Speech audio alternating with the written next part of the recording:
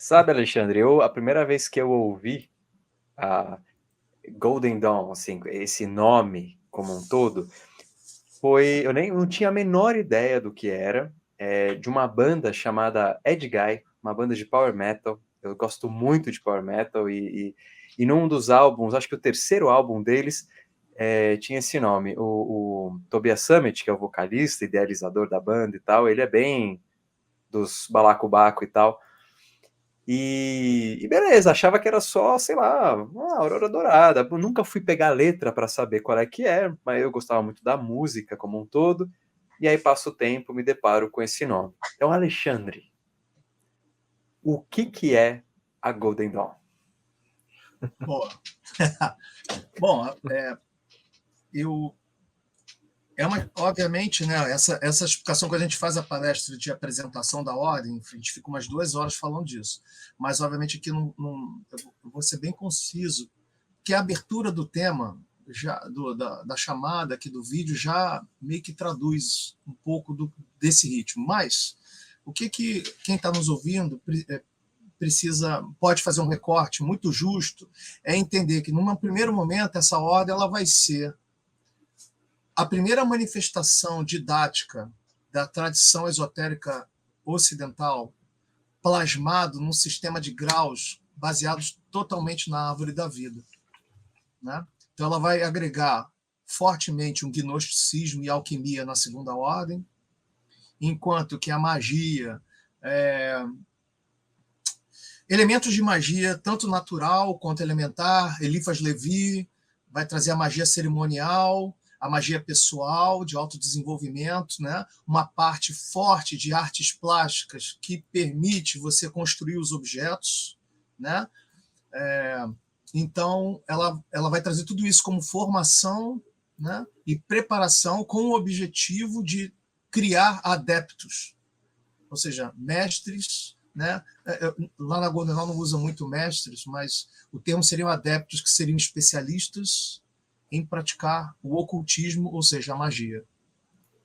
Ela é uma ordem que vai reunir tudo isso no final do século XIX, já emendando o século XX, né? E vai atrair, obviamente, vai fazer um furor e vai atrair um monte de interesses de intelectuais, de pesquisadores, né, e curiosos, poetas. O mundo feminino vem muito para a Golden Dawn, mas isso vem por uma. Eu gosto sempre de explicar isso, que ela não surge do nada e todo mundo entra nela, né?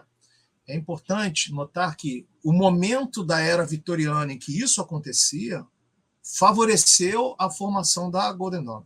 Então a gente tem a maçonaria, que só homens entravam, basicamente, e você tem a teosofia crescendo nessa época, depois da segunda metade de 1800. A Blavatsky a Sociedade Teosófica estava na sua primeira fase, em que os mestres eram diferentes dos últimos, né? E nessa fase a Blavatsky ela estava envolvida muito com o fenômeno ocultista e com mediunidade.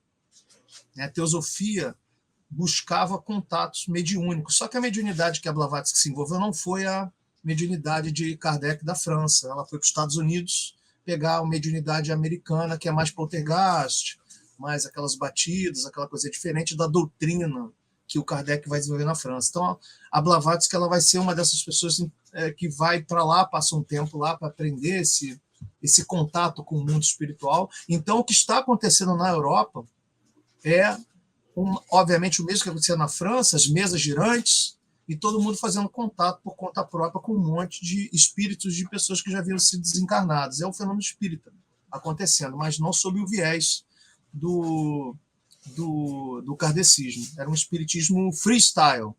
Vamos fazer aqui uma roda, vamos nos unir, vamos chamar e alguém vai se manifestar. Aí alguém se manifestava, mostrava sabedoria, orientava as próximas sessões e esse passava a ser o espírita guia daquelas sessões que aconteciam. E isso acontecia tanto na sociedade hermética quanto na teosofia, que a presidente era Anna Kingsford nessa época.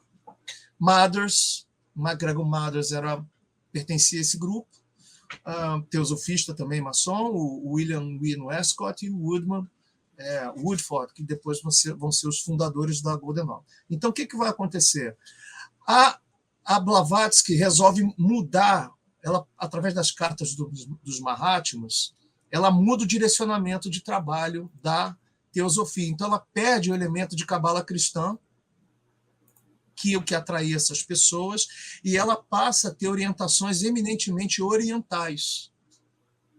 Passa a se alinhar totalmente com o hinduísmo, com aqueles ensinamentos brahmanes, etc., tudo aquilo da doutrina secreta.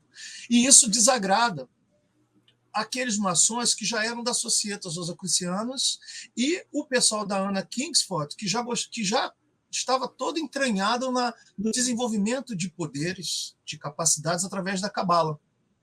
Então, esse grupo ele vai sair, esse grupo vai perder o norte, porque a Blavatsky vai mudar a orientação, inclusive vai ter uma determinação que não pode mais desenvolver os CIDs, não pode desenvolver mais poderes, né? E que é só um local de esclarecimento, e é isso que você vai fazer na teosofia.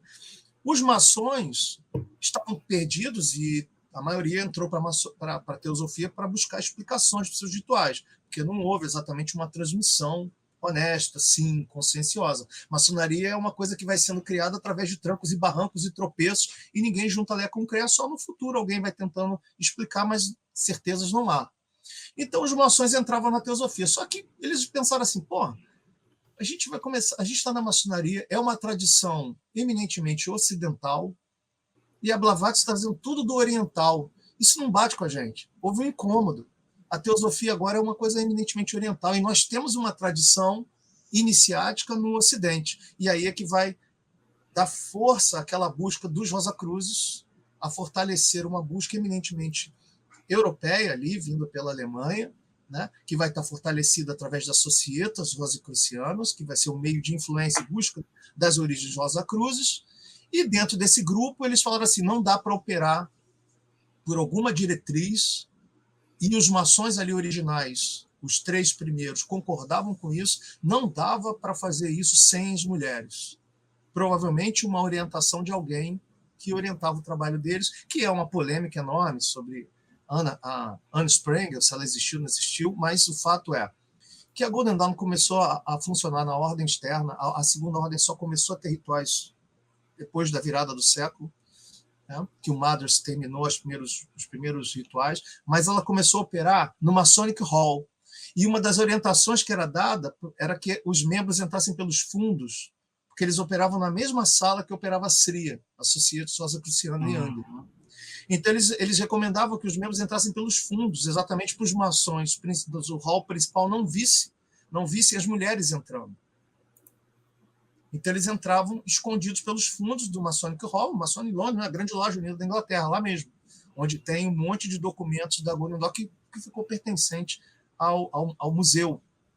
Então, eles entravam e faziam ali seus rituais e depois iam embora. Eles tinham alguma liberdade. Eu não conheço lá dentro, Londres, como é a sala, mas o que eu sei é que a recomendação era que os membros entrassem de maneira discreta, né, num determinado horário, e, obviamente, a reunião lá dentro no templo era só para dar o grau. E todos os outros encontros para instrução aconteciam fora dali, e os adeptos possuíam uma maleta com os manuscritos copiados, e eles recebiam autorização do cancelário para emprestar para um determinado frater soror que havia sido iniciado para eles copiarem. Na época não tinha mimeógrafo, não tinha xerox, então era copiado na mão. Então, aquele manuscrito era passado de mão em mão e, por isso, ganhou o nome de Flying Rolls. Né? E aí, traduzido aqui no Brasil por pergaminhos voadores.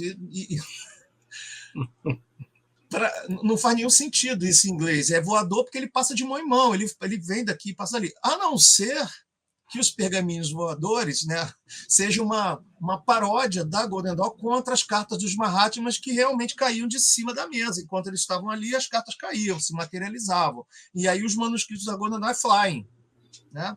Mas até onde eu pesquisei é só uma questão de expressão idiomática da época, que era flying, porque ia de mão em mão sendo copiado, e obviamente até hoje tem coleções privadas de Golden Dawn que só escritores como Gilbert, Mackintosh, essas pessoas que vão lá no local, conversam, negociam, devem pagar alguma coisa, conseguem ter acesso a alguns documentos mais particulares de algum dos templos, né? Porque não foram só 3, foram quase mais de 10 templos que foram abertos na época, inclusive dando origem a ordens druídicas.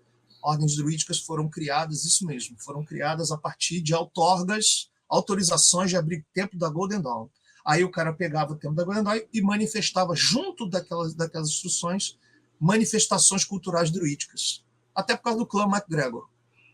Acho que isso aí já dá um pouco de tempero aí, uma versão da ordem que não é comumente falada. Até a influência da Blavatsky, né? Até a influência. E ela começa em Londres. Primeira loja em Londres. Primeira loja em Londres. Depois, as outras também vão acontecer em Londres, mas em quarters diferentes, em bairros diferentes. Uhum. Elas vão operar em casas. Geralmente essas pessoas... a ordem não tinha registro CNPJ, como aqui, como no Brasil a gente faz tudo, como hoje em dia se faz registro por causa de roubo de patente, e ela vai sofrer com isso, mas no futuro, com o Crowley, né? Mas não tinha essa preocupação, porque a ordem era uma ordem secreta, então tudo estava ali pelos líderes. Então a coisa era meio que dada em camadas, em pedaços, para as pessoas irem estudando, tinha uma avaliação muito próxima, e aí você tinha um adepto que estava cuidando de você, e aí ele reunia na casa dele, e geralmente ele tinha um templo, uma casa, e eram pessoas ricas. E geralmente, quando iniciava, né, a pessoa já dava uma doação para a ordem que durava assim, por 3 anos. Uma coisa assim, eu lendo os relatórios anuais, equinociais do Cancelários, que era tesoureiro e secretário, relatava assim, às vezes, nós temos verba, a ordem está financeiramente saudável por 3 anos. É um dos últimos relatórios feitos pelo Fine Respice. Então, ele está relatando ali que a ordem tem. E agora, mas tudo era vendido também. Assim, precisava um lamen, comprar para botar um badge, botar na capa, isso era vendido. Precisava de um pergaminho lá, um documento qualquer para ter acesso, botava um dinheirinho. Então, a coisa acontecia assim, as finanças da ordem eram um pouco diferentes, né? E algumas pessoas viviam apenas porque os iniciados gostavam deles, como Mathers, que nunca teve um emprego formal, mas ele e Moina Mathers sobreviviam porque os seus correligionários doavam, depositavam dinheiro, davam uma mesada para o amigo, eles tinham fortunas, e basicamente alguns deles sobreviviam dessa forma. E aí era fundado, dava uma carta, esse adepto fundava na casa dele, reunia um grupo ali e começava uma tradição dali. Quando ele se fortalecia um pouquinho, ele criava um templo, criava um local para poder fazer formalmente a iniciação, mas basicamente só 2 templos, acho que o de Paris, que durou um pouco tempo, e o templo ali, o Isis Urânia, que era basicamente o primeiro templo-mãe, o Isis Urânia, né, o Haator, né, que tiveram templo. Os outros todos foram na casa, alguma mansão de alguém que tinha um quartinho que montava o sistema de ordem para trabalhar os graus.